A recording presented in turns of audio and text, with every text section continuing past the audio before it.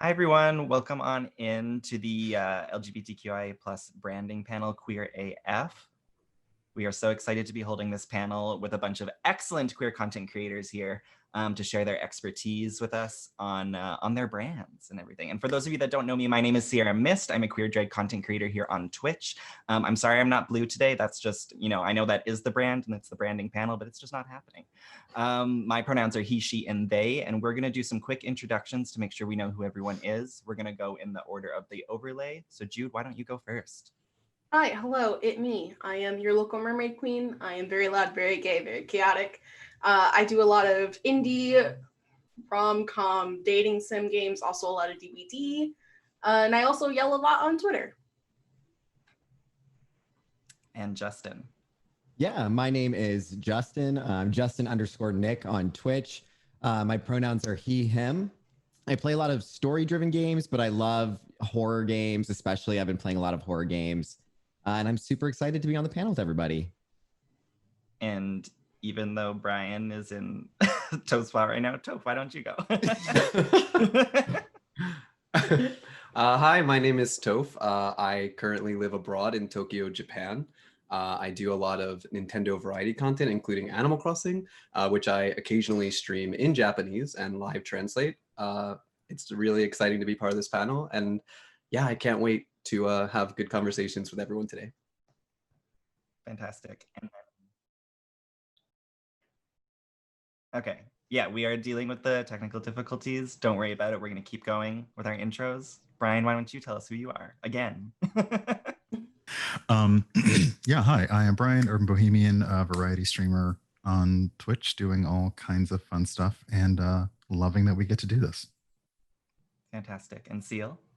Hello, I'm Scott. I'm Sealburn on Twitch, and my pronouns are he, him, his. I play a lot of horror games, I scream a lot, and a lot of story games. But yeah, I'm excited about this. Fantastic. And Glenn? My name is Glenn Anho. I like to make a very dramatic entrance. My pronouns are he, him. And I'm sorry, what else were we supposed to do with the introduction since I DC? Just tell us whatever you want to tell us about you. Well, I am a very proud Latino content creator here on Twitch.tv. I love to show everyone my love of my culture, and I like to put the Y in variety because I play a lot of bunch of games, and I realized recently that's because I have ADHD. Fantastic. Thank you all so much. I'm super honored to have you all here, especially part of this fantastic event where we get to feature so many LGBTQIA plus creators. Now, a big part of being a content creator is obviously the branding of that. And so maybe feel free to jump in here, but maybe you can give us a bit of your history with content creation, how you came to content creation, where you kind of find yourselves in that space now. If anyone would like to go first. Okay, I'll start. So before I started on Twitch, which was 4 years ago, I actually started creating content on YouTube about 7 years ago when I first moved to Japan. So I would do a lot of videos just vlogging my life here in Japan and talking a lot about LGBTQI plus issues in Japan because it is a very different society here in culture, and their understanding of queer issues is lacking compared to America. So I was making a lot of videos about struggles and issues that I was facing, which kind of got a lot of people interested in my content because not a lot of people were making that kind of content from Japan from a Western perspective. And then eventually I moved to Twitch for a myriad of reasons. Yeah, I also started on YouTube. I used to make body positive, body liberation content.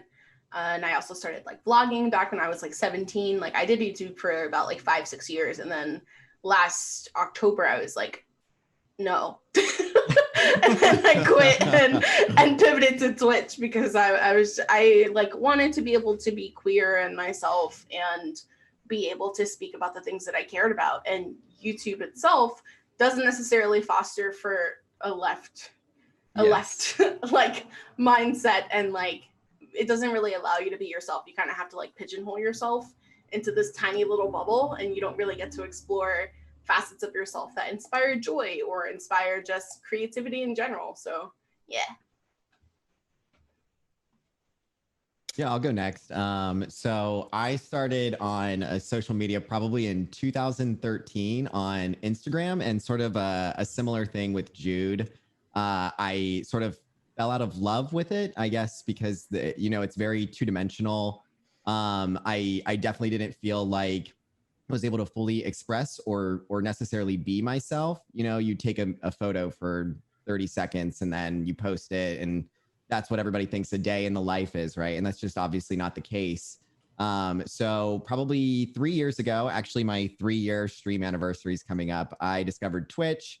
And it's been absolutely amazing because it's afforded me so many really wonderful opportunities to be myself and connect with other LGBTQIA2 plus content creators and communities. And it's just been absolutely wonderful.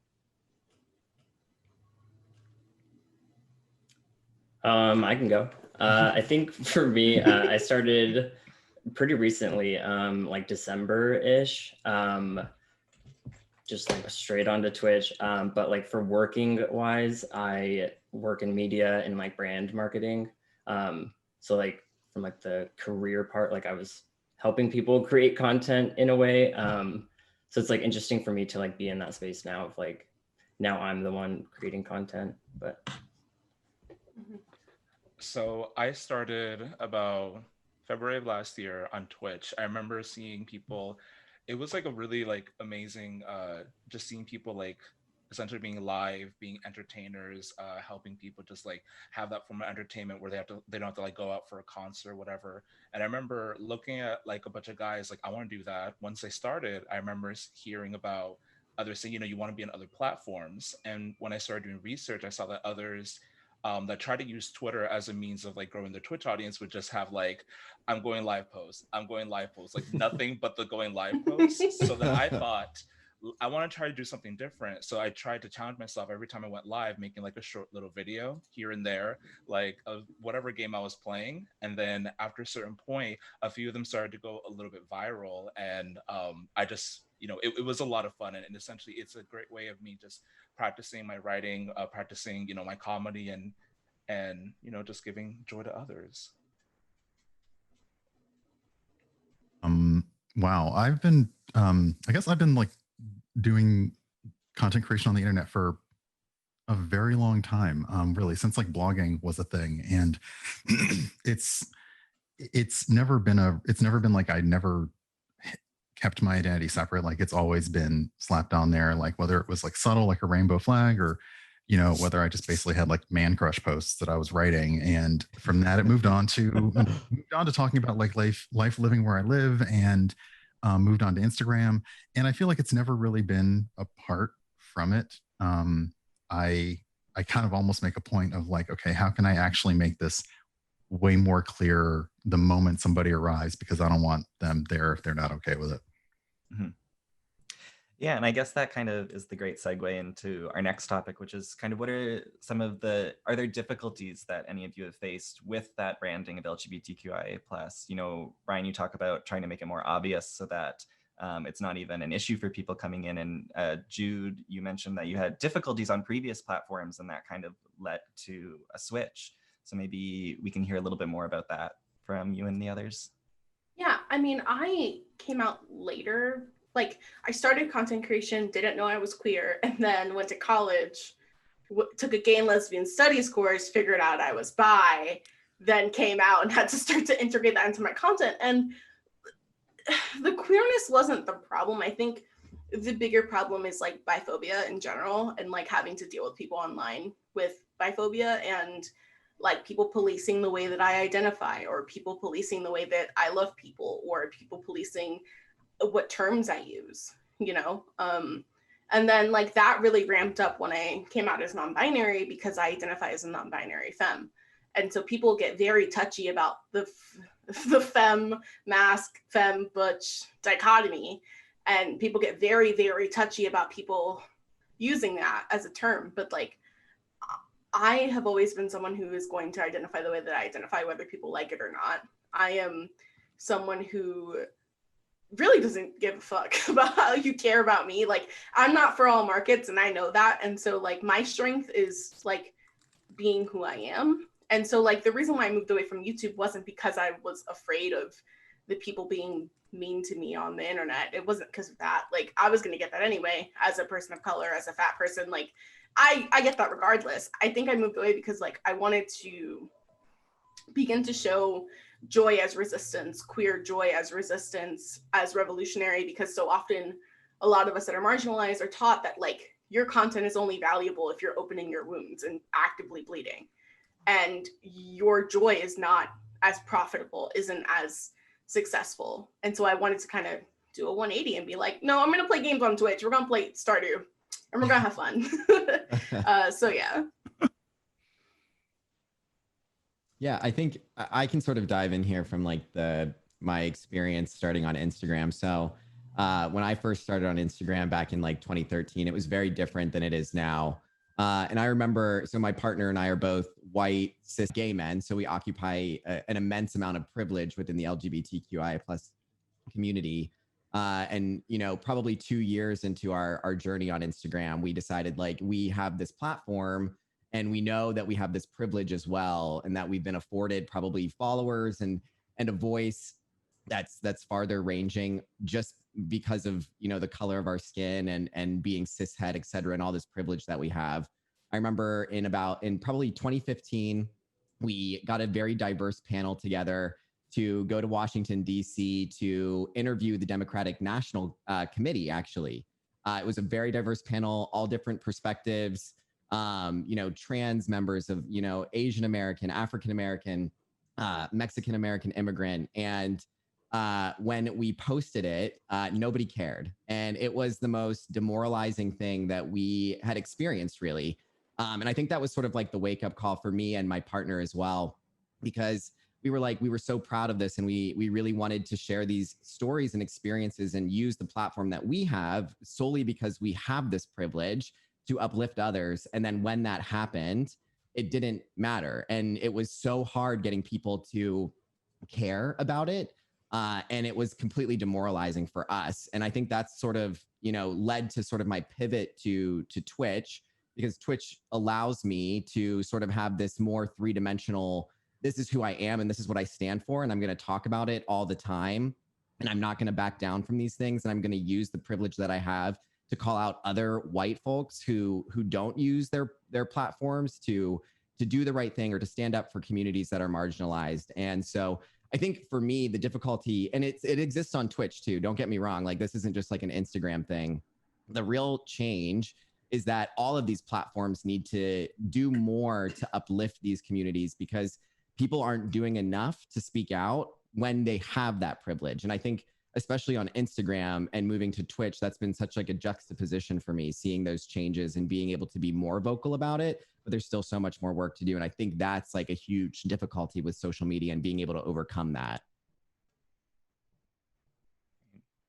And I guess on the other side of that, are there experiences that are not difficulties in branding LGBTQI+? Is there anyone that has experienced the empowerment of that as well? So I feel like I've been very lucky in that being proudly myself, being so open, being very like energetic and more effeminate in my personality, I've been able to see other people that identify as Latina, Latinx, see someone like me just, you know, be so out and proud. Because a lot of times it's very common that people in our community, their family's background is Catholic or some type of very religious background, and it's very difficult. It was difficult for me too, and it's more like showing that you can be this, especially when we don't really have that much representation in the media. Like I'm talking breadcrumbs. Like I feel like I haven't seen someone in the media that felt like me, at least when it comes to like cartoons and animation, until like this year. So for me, I've been very grateful that I can be that like type of spectrum, or not spectrum, that like figure for others. Mm-hmm. Yeah, and I guess this is kind of covering the previous and currently the empowerment part. As Judith mentioned a little bit with YouTube, when I was on YouTube, you know, you get a lot of comments, and you know, they're not live. A lot of the time, you see YouTube comments, you know, a day later, 2 days later. And when I was on YouTube, it was a lot of comments, a lot of slurs, a lot of, telling me to kill myself, or even worse, saying things about my mom who passed away. And I was very vocal about that. And people would say things like, your mom's ashamed of you because, you're gay. And I'm like, dude, this is a video about the Pokemon Center in Japan. I don't know how any of that has anything to do with what I'm talking about. But then coming to Twitch and being a voice for people and having people come in and say, it's so cool to see someone who likes Pokemon and who likes, anime and who's like living this, from their perspective, like a successful life, abroad and things like this, and being happy. I didn't see that a lot on YouTube, but on Twitch, it's really nice to have people say like, being in your channel made me realize things about myself I didn't previously realize. I was watching the previous panel, of course, and talking about coming out. Last year, I came out as demisexual. I'm a gay man, but I also am demisexual. And talking about that and coming to that realization, having people in my chat like also come to the realization just by having me describe it, be like, oh my God, yeah, that totally makes sense. All this time, I didn't know how to, label that, but now that you're talking about it, I see that. And I think that's so empowering, is having those comments from real people. Because I don't know if anyone else agrees with this, but for me, sometimes there's a bit of a disconnect between YouTube comments and, you don't feel like those are real people. But on Twitch, you're getting comments from people in real time. You feel like they're real. And also on the flip side, you feel like they understand who you are as a real person, not just someone talking behind a camera. And that's one of the most empowering things for me in regards to Twitch and being queer on Twitch. Scott or Brian? Oh, okay. Yeah, I think another part of it is like, especially with COVID happening this year and like a lot of people being stuck inside and isolated, like that can do a lot for your mental health. And I think a lot of us have people in our communities that probably reached out and said like, yo, I don't have a lot of like queer friends. Like you have like created a space that has like given me what I can't find in like IRL, like wherever you are. You could be in LA, like rural city. And I think that is like a really powerful message that I've like gotten from it. Yeah, I think honestly, being able to provide that space online, whether you just are visibly like a representation and someone can see that and realize there's someone out there like them, or just providing space, like sometimes more of the like the education and compassion happens with the people who are already in my chat, and they're already happy to, like, if somebody comes in with questions, I'm focused on the game and I look down and there's an entire like education happening in chat. So I think being able to curate that space, as Scott said, there are a lot of people who are inside right now, and a lot of people are turning to Twitch just for an outlet for some kind of different kind of content. So I think being able to provide that space has really strengthened the brand more than hurt it in any way on Twitch. Yeah, that's great. And then when we think about like the brand and like incorporating our identity, I would love to hear about some of the different ways that y'all decide to do that. A couple of us have like flags in the background and that sort of thing, and we've seen that in a lot of the other panelists as well. But what other kinds of ways do you incorporate your identity into your brand and into your streams?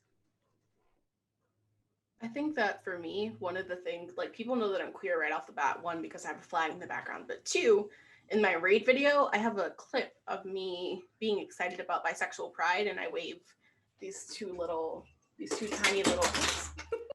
two tiny little flags around. So I always have them on my desk. But also, my intro to my stream, like when I get rated, I say, "Hi, welcome. My name is Jude. I'm very loud, very gay, very chaotic. It's nice to meet you." And like, that's just a way for me to like know that we're on the same page. Like, if you don't vibe with gay folks, you're probably not gonna have a good time. But also, I have a background in like helping people, what I like to call brand authentically, and I think it's really important, like, for us as queer creators to kind of uphold that and be able to teach other people how to do that, because it can be really scary to be yourself online and be honest about who you are, because people are mean, people suck, you know? So it's really hard for those of us who are doing it to kind of be ourselves online. So that's how I do it. That's how people know that I'm gay. But also I play a lot of romance novels and I simp, and that's just who I am. So Yeah, I think going off of what Jude said, I'm gonna probably agree with everything. You just have to like be willing to, and granted, like it's a different journey for everybody, right? Because we're all in like different processes of coming out and how comfortable we feel or how safe we feel, especially.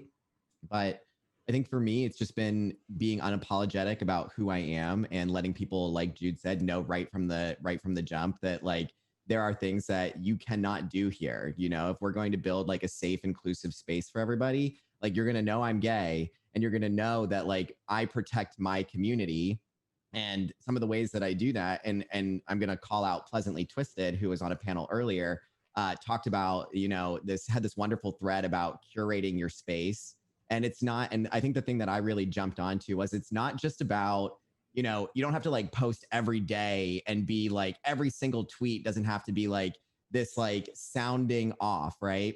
But if you do little things every now and then and you're constantly being who you are, people who come to your community and they're going to know what you stand for, who you are, and that's important. And I think being able to be loud and unapologetically ourselves allows us to create spaces that then also creates a safe haven for people who are looking for that sense of community, especially like Scott said with COVID, you know, and people looking to have those types of communities. So I think that that's like a big thing for me. It's like curating that space and letting people know this is who I am unapologetically. I also like welcoming people in like with very much open arms, because to me it takes a lot for someone to go into a stream they don't know and then write something. Like a lot of times people will learn, they'll say, oh, this person looks interesting. Maybe they'll hit a follow, but once they say hello, that's like your opportunity to then like tell them exactly what's going on. And I like to do that with like a bit, like I have this thing where like all my community members will put in this like command that says hola, to just say that you matter enough for us to hit a command for it to specifically say hello to you. And from there, I just feel like having like that type of like just open arms type of things helps people to like unwind and then see exactly like who you are and allow themselves to be who they are with you. I think also moderation is a part of branding. And I think going along with that, consistency with that moderation. Um, I think if someone comes into your channel and says something offensive or something that doesn't vibe with you, because I mean, if y'all know Misha Crossing, she recently talked about this on Twitter. You know, it's not always about someone breaking a rule. If someone doesn't vibe with you and what you stand for and what your community is about, then you can just tell them to go. But you have to be vocal about what it is that is not correct. You know, if you don't say no, that doesn't work here, then people won't have an idea of what it is that you stand for, and people in your community also won't feel protected. And we've talked about this already, everyone said it, it's about creating a safe space. And if you can't be that person who dictates what it is that defines your safe space, then that's something that you need to work on. But I think, you know, as far as I know, as of everyone on this team, I think everyone does that really, really well in being very, very unashamedly, you know, themselves and very direct with what it is that isn't going to work on their ship. Yeah, and kind of adding on to like what Glenn said, like I think like adding like identity to your identity, so like Sealburn or like Glenn's like name or Justin's name or any of our names, it's like what people identify your name to. So like saying hi to you every single day, or just like being an open community, like where you can talk about whatever topics, and like the boundaries that come with it. I think that's like a big challenge to like establish your name, but then also like what goes with it. Yeah, I have two things to add real quick. One, with the community thing, I say hi to everyone at the beginning of stream. So whoever comes into chat and says hi at the beginning of stream, I take a second at the beginning of stream to be like, hi, we're going to jump into whatever we're doing, but I'm going to say hi to everyone first. Same. And Yeah. then secondly, moderation stuff, my mods, like I have an extensive application process, kind of like our team application process, where I review the apps and then I pick my favorites, and then it goes to my mods, and then my mods pick the people that they like. And the reason why I do that is so that we have a kind of like cohesive understanding of what the vibe is for the mod squad and how we want to moderate. And so, because people always ask me, oh, how did you get like all these mods? And I'm like, I have a really extensive application process. So yeah, that's it. Super. And then kind of like shifting gears and thinking about like branding from specifically the content creation side and like working with brands, other brands or larger media companies, working with publishers and that sort of thing. How does your identity become part of that? And what experiences do you have with that? Especially, and also thinking about how that shifts and changes when it's not Pride Month and when it is Pride Month. I'm just gonna say that because I would love to hear that. Well, there are kind of two experiences that I can talk about. One of them I can't talk about in too much detail. You'll have to stay tuned for me to actually make the official announcement. But what I can say is that when they reached out to me, they said specifically, like, we're reaching out to you because we want to work with, brands and channels of people that are diverse. And they specifically said it's because you live in Japan and you speak another language and you're queer. Like, it's all these things about my identity that they actually were looking at and wanted to amplify. And I was really like, I don't know if I should be touched by that. Maybe they're just using, I don't know, who's to say.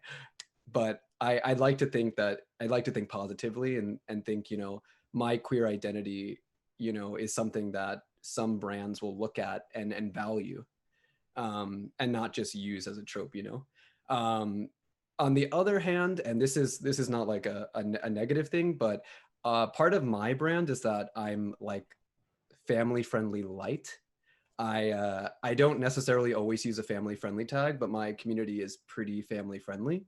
We don't really talk about like suggestive things. There's not a lot of cursing. It's pretty family friendly. I mean, I focus on Animal Crossing. And I was reached out to by a dating app, like a queer dating app. And, it's always nice as a content creator to be reached out to. But in this instance, I had to say, like, I understand why you reached out, but it doesn't really mesh well with my brand, because I think inherently a lot of dating apps are 18 plus, and that's not really my community. So I think you will have instances where you're going to get these opportunities that are great, but you have to, as the content creator, decide what's best for you and your brand. I think just to add on to this, and especially because like a lot of my experience like working with brands is from like an Instagram perspective, but not necessarily just that, also on Twitch too. But I think there's a lot of work to still be done. If you talk with other creators, especially if you're friends with or know heterosexual creators, that LGBT plus creators get a lot less opportunities. And there's it's sort of like, how do we navigate that, because for my partner and I, with regard to Instagram, we know that when June comes, like, we're going to get like a whole bunch of offers from deals from companies who don't really care the rest of the year, right? And it's unfortunate, and it feels like we get sort of like the scraps, right? So I think companies are starting to have these pushes where they're trying to be more inclusive and they're trying to work with a more diverse network of creators, but there's still a lot of work to be done. And it also gets back into, as well, like sort of what was said before, like, we also have to be willing to say no to certain things, or we also need, and it's something that I think about quite a bit, we also need to be willing to say, like, is there a creator that this works better for, that I can uplift, especially if, like, for example, like, I get a lot of opportunities even though I'm gay, like, I still have a lot of privilege. And is there things that can be, can I just be like, no, this isn't for me, but I know these other people, these other creators who would be great people to work with, who would be absolutely wonderful, and uplifting them as well, especially when we're talking about LGBTQIA plus content creators, because we already are getting scraps and we're all sort of like I don't want to say fighting for them, but we all sort of like recognize the fact that like we're not getting as much as maybe like a heterosexual creator is, right? So I think there has to be sort of like this shift where we're all sort of like working together to ensure that like the process of working with brands and also curating for brands as well is something that we share, and it's something that we're willing to say like, this isn't for me, but I know somebody else who would be great for this. Yeah, I had someone come into my chat the other day and said something that made me really sad, which was they asked a question about streaming, and they were like, "You're the first streamer that I've asked a question and you've actually answered and didn't like seem annoyed by it." And I think that like I'm someone who believes that if we eat, we all eat. So like if I get something and I think it's for someone else, like I will tell the brand, "Hey, here's a thing." But a thing about pitching yourself in general, do not the brands emails are not the place to be like self-flagellating. Like this is not the place. Like you have to be your own hype person in those emails, even if like you don't believe that you're like even if you don't believe it, like you have to be your own hype person in those emails, because the thing about it is that like the reality is that like as marginalized creators we have to work 2 times as hard. And compound that if you're Black, if you're a person of color, if your body's different, if you don't fit Eurocentric standards, like it's really difficult to kind of navigate that space. I also will say that like when it comes to Pride Month and corporations and whatever, be a little open to who you're going to say yes to so that you can afford to take those smaller deals down the line with companies that might not be able to pay you as much. Like I do brand deals with folks who like have games that I like. And then I also do deals that are not on Twitch, but on other platforms that like, I like their product and they paid me well so that I can afford to play games or do other things that I like more, but they just can't pay me because they're either an indie developer or they're a smaller business or they're a business that doesn't get enough funds. Like kind of, you need to kind of allocate who can open their purse, basically. Who can open their purse and pay you so that you can do the work that you want to do. And understand that like, you don't have to be stressed about like feeling like you're selling out. I struggle with this a lot, and I know a lot of other creators struggle about this a lot, but like the more deals that you take with sponsorships, the less you have to worry about your sub revenue, the less you have to worry about your bit revenue. The kind of pressure is off from your audience because you're not relying on that revenue as much. And so like, I know a lot of us struggle with taking brand deals and are like, I'm baby, but like, we gotta eat. And like, if this is your full-time job, like it is for me, like, you gotta understand that like, it's okay for you to take those sponsorships. You're not selling out because you're getting paid to do something that you enjoy. And continuing from that, you honestly don't know who's watching. So let's say if you did get a sponsorship or like some kind of partnership with like a company that is smaller, that company usually will retweet or put some kind of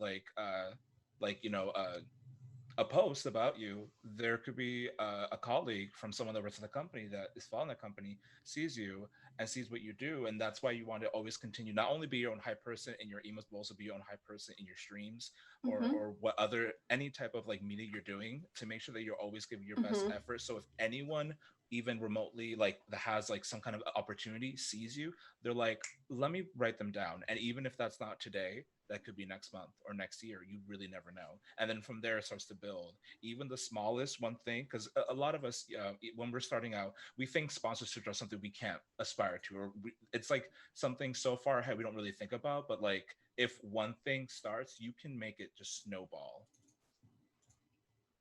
It's absolutely important to like be willing to say no to some things. I mean, when I'm approached, I put out front like Black queer content creator, and I kind of give it that pause, like, okay, I can keep talking, great. But a lot of it, like, it can be super exciting the first time a brand reaches out, and it's like you're like, oh my gosh, this is so great. But you also have to make sure that what they're about is really going to fit with your community. It's going to fit with your brand. And you know, for me, it's like, okay, I hear from you in February and I hear from you in June. And the only reason this year was different is because over the summer, a lot of us were raising money for social justice. So yeah, I'm on a lot of people's radar. But when I then go and look at like who else is in their, like, you know, who else is like basically in their brand corral, I'm like, okay, so I'm the only person here you've approached that looks like me. You don't really seem to know what's up, what's with my community. And it's really hard to say no, but I do have a list. I have a list of names too. I have a list of names and email addresses. Like, okay, that's not great for me, but it's perfect for this person. You should talk to this person. So absolutely. And for me, content creation's part-time. It's not full-time. So I have the freedom to say no or to pass on things. But for me, it's also putting that in my elevator pitch. Like they know what kind of channel they're getting, whether they've watched like 5 minutes or 5 hours of my streams. Like they understand that up front.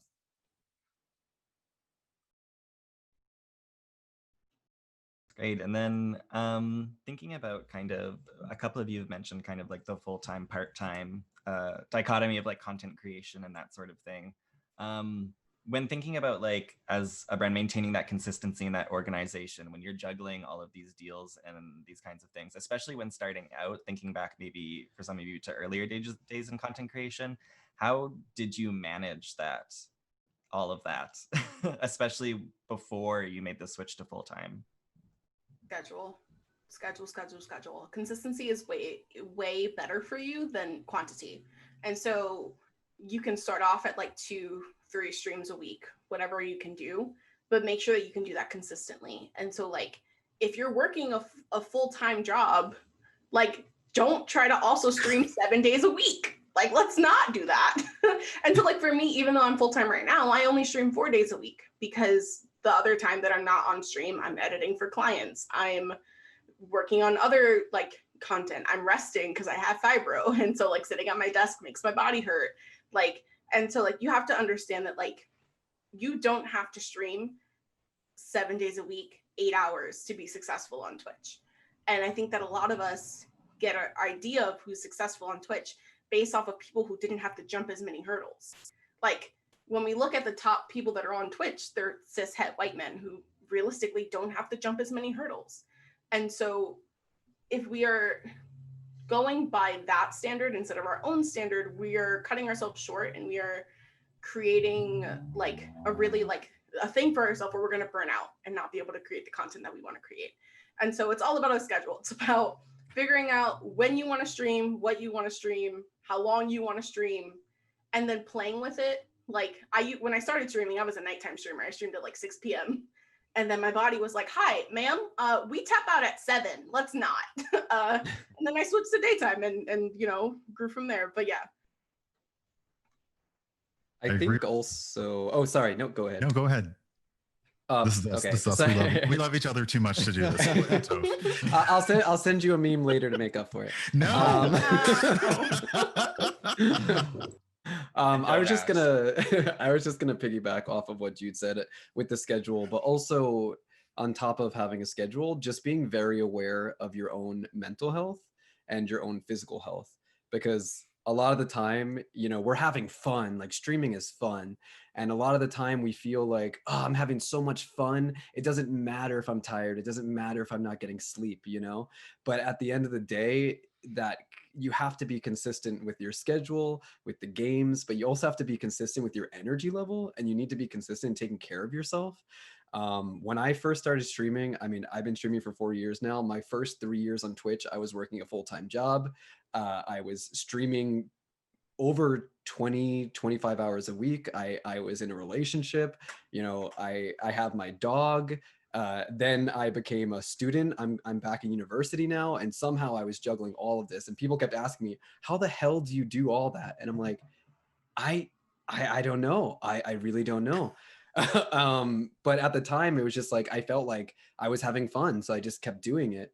But then it all caught up with me, and oddly enough, I feel it a lot this year, even though this year I have less responsibility in my life, maybe because of quarantine.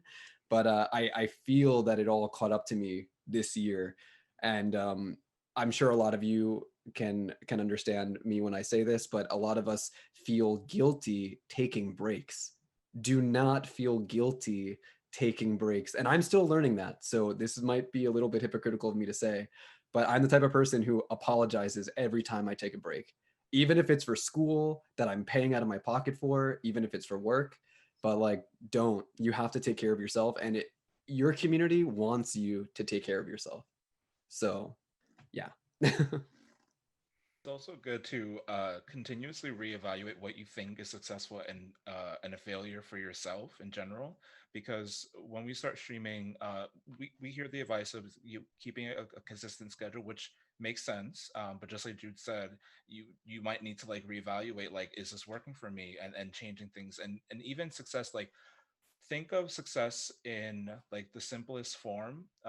Please, like, don't think you need to be like levels of, having hundreds of viewers, but it's very much like sitting down with yourself, recognizing what you're having fun with, recognizing what you're enjoying, what you're not enjoying, and just like always keeping tabs. Like, if you need it, be weekly, monthly, every 6 months, but like as long as you're always like taking time to just like internally see, okay, what's going on right now, how am I feeling, taking a minute to just sit there and thinking, all right, how are we feeling, like taking a deep dive.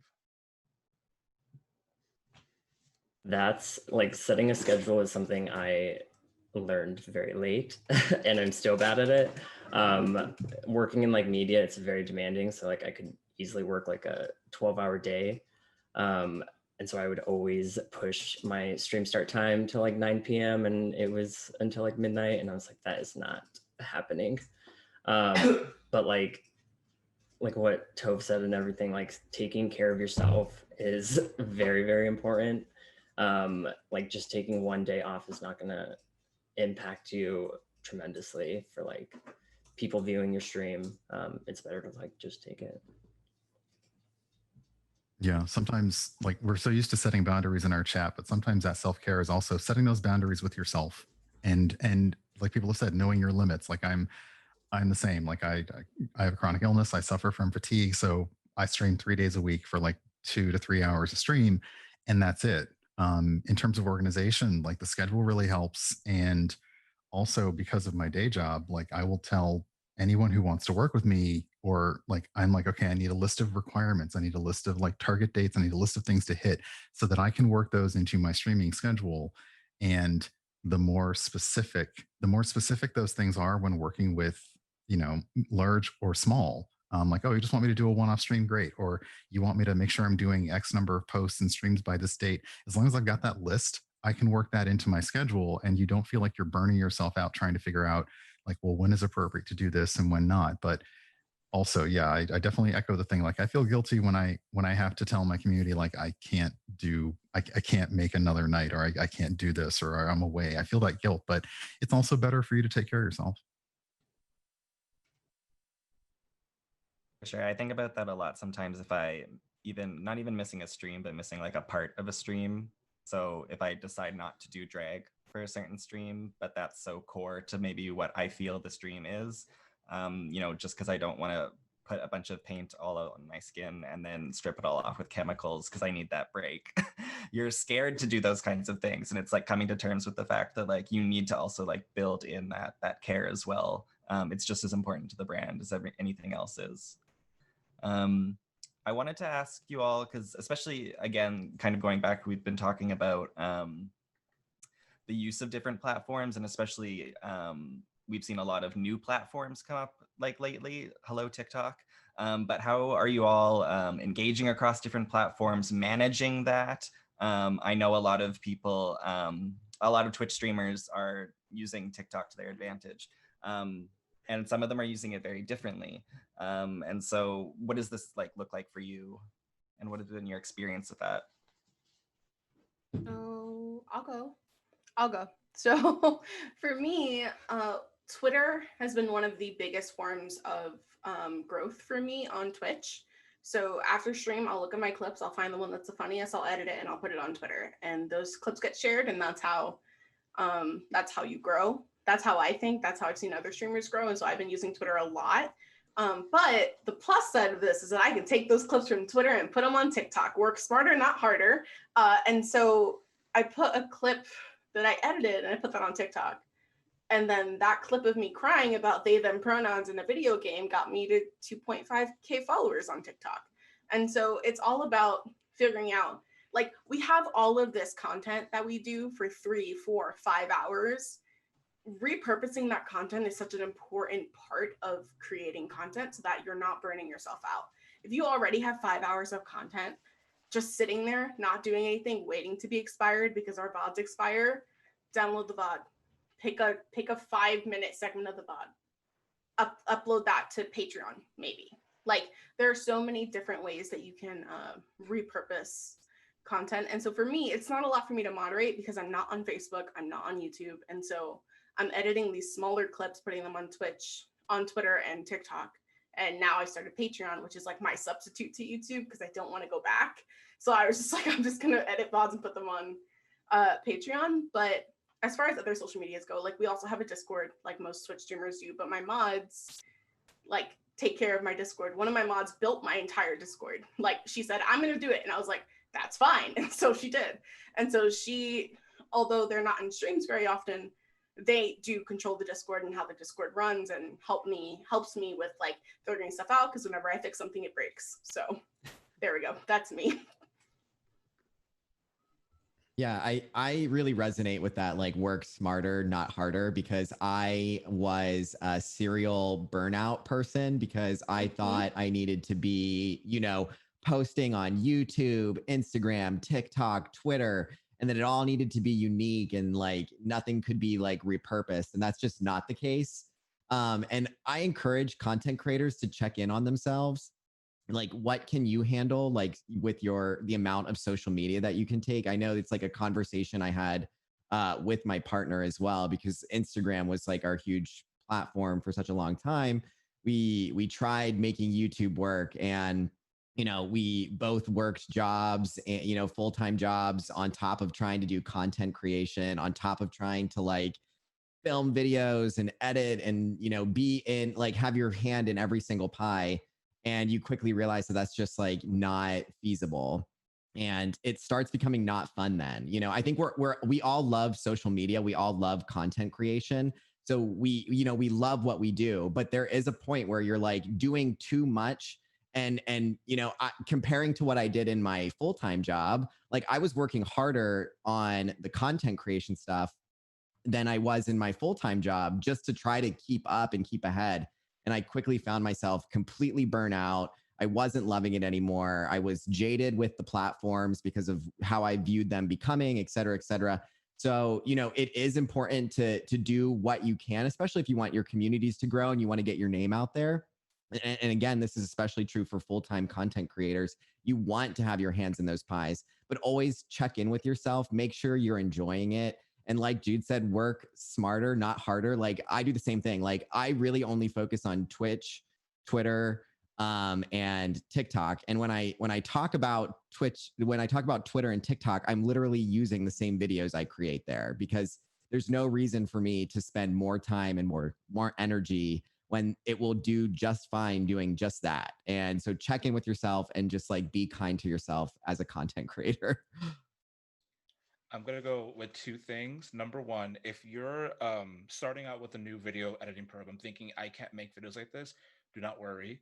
Just go one step at a time. You do not need to go into like any lynda.com, Skillshare, all these different websites, and like have to go through like a whole college course of learning how to do something. Do one thing at a time. With Google, you'll start learning things as you go, and like making it one clip after another, you're just going to improve from there, just in general. So don't stress over having to know how to do every single thing at once, just one at a time. Second, this might be unique to me. I also need to work on working with the content I already have with stream, but I usually like to make a lot of sketch comedy, and I've mostly found a lot of success on Twitter. And I thought for a moment it would only work on Twitter, just with like YouTube used to be the place where Twitter videos could thrive on the 2 minute, very short clips. But now you're seeing a lot of creators go for like the 10-minute plus, because they want to hit those numbers. And at a certain point, I just thought, you know what? Let me just share. It's mostly because my boyfriend, he doesn't have a Twitter account, and I cannot share any of my videos for him, so I put them on YouTube. And 6 to 8 months later, I don't know what happened, but the YouTube algorithm was kind to me. And now I've gained a lot of views on some of those videos. And I'm one subscriber away from being 1,000 on YouTube just because I wanted to share one thing with my boyfriend. Um, so no matter what type of like content you make, as long as it's existing in places like TikTok and YouTube, because Twitter, it's very hard to find things after a while, but because it's like that, your little portfolio, anything could happen. So you can post one thing there, a year later YouTube's like, oh, I think people want to see this, and then you just go from there.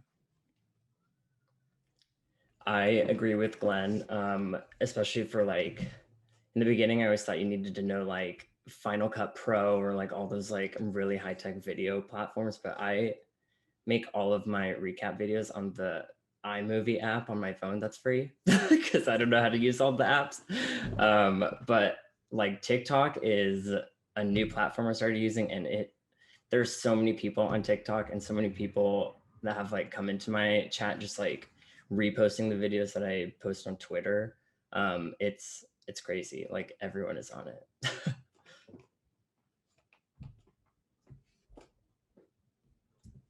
Great. And then kind of as like a sort of like one of those panel wrap up questions that everyone loves, thinking back to an earlier content creator like you, what kind of advice would you give yourself when you're setting down the foundations of your brand? Don't take yourself too seriously. We know you don't, Glenn. No, honestly, it's the best thing, because like a lot of times people want to like plan stuff out. People want to say, okay, I'm gonna be a Twitch streamer, which means I'm gonna do this and that. I have to go onto this social media, because they're seeing all the videos. We all have done it. We all went on YouTube like, okay, how do I make a good first impression? No, just do it. Just do it. Hit the go live button, edit that video, hit the upload button, and everything will just come in time, and it helps. Yeah. I think for me, I think it would be go with your gut, because I think that even now I still have issues with this. And then I find it coming and biting me in the butt. Just like things I should have either cut out or did differently forever ago. I was like, no, we're gonna keep the training wheels, and then it comes and bites me in the butt. So like following your gut, understanding that like you know what you're doing. Imposter syndrome sucks, but like you know what you're doing, and you know when something isn't right. And so like stop holding on to things that like don't serve you in this space. I see Pleasantly Twisted in the chat, and it's something that they talk about quite a bit, but work on your content. I think we see a lot of other content creators, and we have a tendency to want to compare ourselves to them or emulate what they do. And it's so important to like take a step back and ask yourself, like, what do I stand for? Am I curating a space, like after you ask that question, that like uplifts and upholds that truth? And then stop worrying about like what the other people are, like what any other content creators doing. Work on your own content. Ask yourself the questions about like who I am, what I stand for, and just leave it at that. Like you don't gotta worry about what everybody else is doing all the time. It's you. Make it what you want. Yeah, to jump on what Justin said, like basically don't be afraid to be yourself. Don't be afraid to try things that maybe seem like they won't make sense. And as long as you're having fun with it, I think people will like always vibe off of that. I think for me, it's don't post content just for the sake of posting content. I have fallen into the trap of like, oh my God, all these people are posting videos. Like, let me like get together something that is not like what I think should be posted. Also, I had a thought and it just left me. Oh, failure is going to happen. In order to succeed, you're going to fail. The sooner you accept that, the sooner things will just, the sooner you accept it, the faster you get to actually succeeding. Because that's the whole thing. Failure literally paves the way to success. And I guess to kind of piggyback off of what Justin was saying, like don't compare yourself to other people. If I could tell myself one thing, is I wish I had been more on the ball with saving my old VODs before they got deleted, because sometimes I think it's really important to go back and look at your old content, compare yourself to how you were when you first started, because I do have a couple of clips, they save forever. So I have a couple of clips, from years ago, and I just look back on them sometimes and I think like, wow, I just had so much fun. Like I had so much fun this day. I remember this stream, And other than those clips, I wish I had a VOD of my first ever stream, so I could have seen what exactly I was feeling and why it was that I started. And I think sometimes if you ever feel down or drained or just tired, or you feel like this is not for you anymore, go look back at your old content and try to remember what it was that made you so passionate about content creation in the first place. Try to recapture that. I think is really important. Yeah, I think a really great example of that, and sorry to call you out, Jude, but Jude, you've just been on a posting spree about like your first stream, and it's the most adorable, cutest, inspiring thing where you're like, oh, I remember that. Like that's I like found those VODs. I found my first ever stream, and I found my first like the stream from like my first like different game where I played Goose Game, which I'm very excited to go through and edit. Because yeah, so I'm coming up on a year of streaming on Thursday, and so I'm in a very like sentimental mood. So yeah. Love that. And so kind of to wrap up, I'd love to go back around the panel and have you all reintroduce yourself to let people know where they can follow you, and give me your elevator pitch while you're at it. Who are you? Do the pitch. Give me the pitch. It me? It Am I you. first? It me? Wow. Hi, my name's Jude. Once again, I'm very loud, very gay, very chaotic, slightly cozy, and we'd love to have you over in the kingdom. I am Mermaid Queen Jude on everything except Twitter, because Twitter is a hater. It is Mer Queen Jude on Twitter. And yeah, we'd love to have you.